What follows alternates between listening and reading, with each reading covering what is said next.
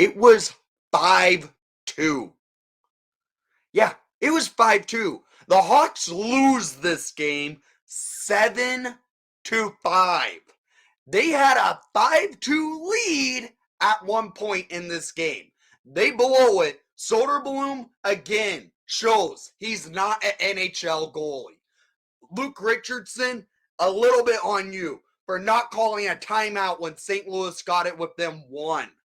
And St. Louis managed to embarrass the Blackhawks tonight. This was an embarrassing loss. Arvid Soderblom, yeah, he cannot save a beach ball to save his life. This was frustrating. This was the most frustrating game of the year. You had a game last night when you had a 2-0 lead and blow it 5-2. And then you go into tonight where you played great up until blowing a 5-2 lead. This is on the Blackhawks. Luke Richardson not calling a timeout. Arvid Soderblom not knowing how to make timely saves. And that's how he loses. Every game he's in net, you cannot trust him. The Blackhawks can't, it seems like it. When Mrazek's in net, they play a much tighter game, smarter game. When Soderblom is in net, it's not that way. This is what's frustrating. You had St. Louis on the ropes, and you blow it. You didn't just blow it, you completely imploded. That's how this game went.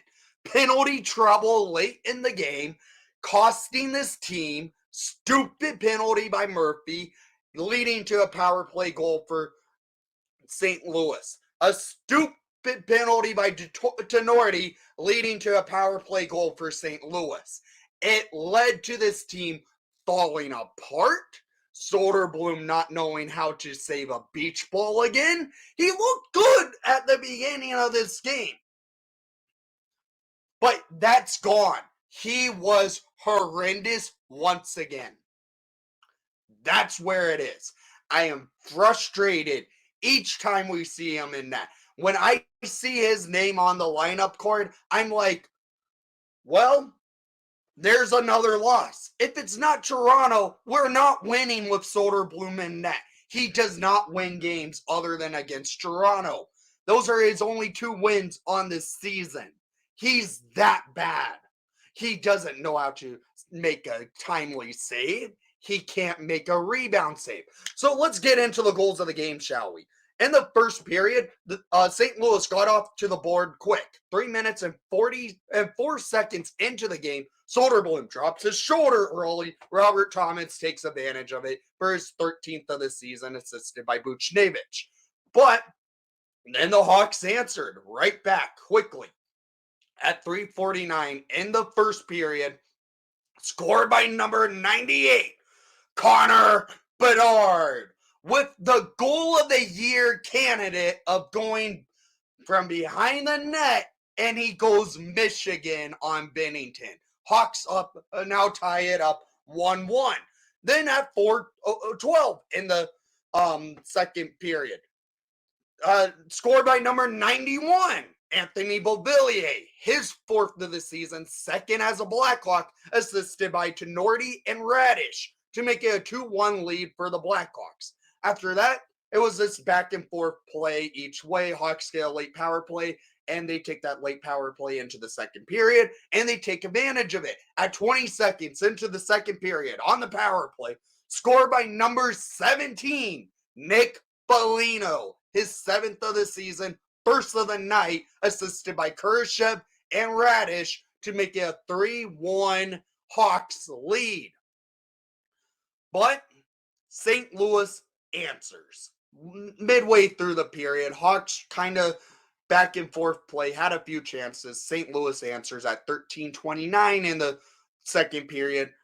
Colton Parenko from the blue line rifles one off for his 6th of the season, assisted by Blay and McCurran to make it a 3-2 Hawks lead. But 2 minutes later, the Hawks answer right back and get their 2-goal lead back at 15:54 in the second period on a 2-on-1 break, scored by number 16, Jason Dickinson, his 11th of the season, assisted by Radish and Tenorti to make a 4-2 Hawks lead, taking that 4-2 lead into the third.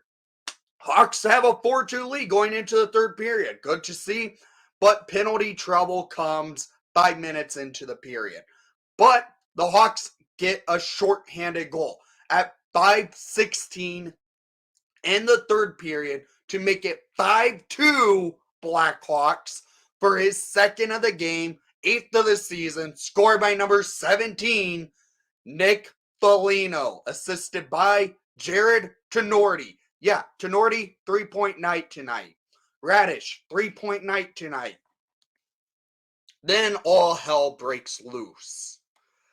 At 7:53 on the power play, as penalty was just about to expire, Brandon Saad redirects the puck in for his 9th of the season, assisted by Hayes and Perunovich to make it a 5-3 lead for the Hawks.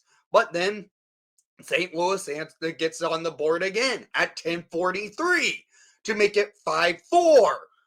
Neighbors off the power play, assisted by Falk and Hayes to make it a 1-goal game.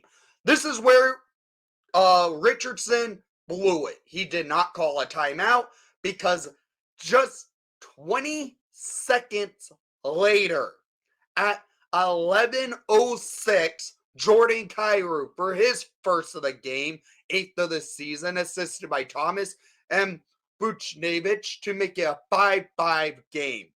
Right there, that's the game. You knew it. The Hawks are already blowing it. Richardson doesn't call a timeout. It gives St. Louis all momentum, and nothing goes the Hawks' way from there.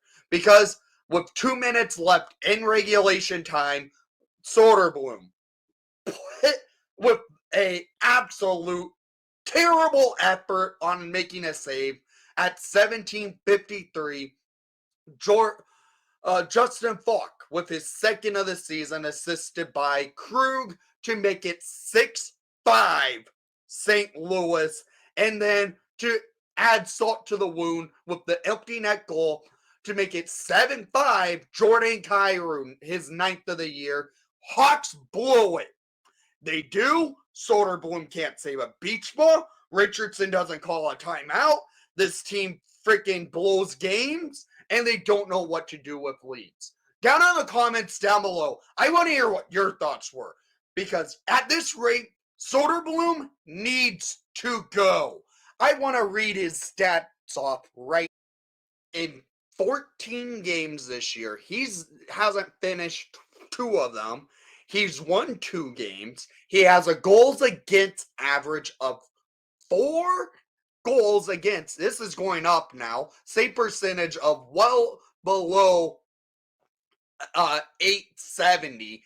He's not good. His career stats, he has 4 total wins, 2 of them this year, 2 of them last year, and 33 games played. He's not an NHL goalie at this point. I'm tired of it. I don't care. Soderblom is needing to go to the AHL. We can't do it right now because we're in a roster freeze. But after the roster freeze lifts on the 28th, send him to Rockford. This is out of hand. He's been that bad all year. There's zero confidence when he's in net. All Hawks fans, including myself, when we see his name on the lineup, we're already in that mindset we're going to lose. I don't care. If you want him to develop, you're developing him wrong. He's not good right now. He's not getting any help. He doesn't do much to help this team when they have a lead when he's in net.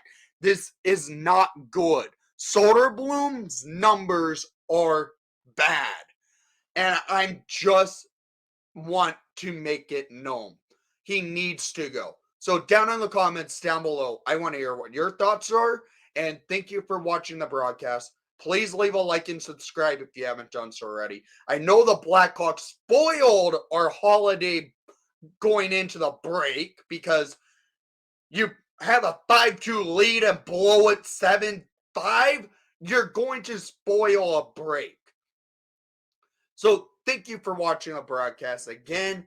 And most of all, Soderblom, get your head on straight and work on your game. This is not it. And go.